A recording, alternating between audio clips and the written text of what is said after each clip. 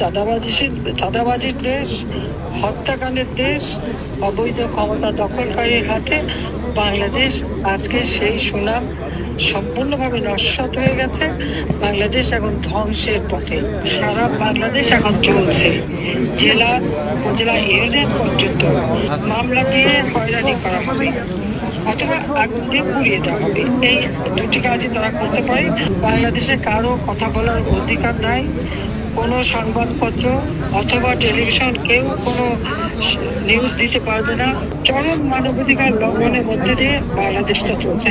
এই ধরনের একটা অন্ধকার যুগের দিকে আমাদের দেশটাকে ঠেলে দিচ্ছে, দেশের মানুষকে ঠেলে দিচ্ছে। আশ্রমের মাধ্যমে যাদের পরিবার ঘর দিয়েছি সেগুলো দখল করে দিচ্ছে।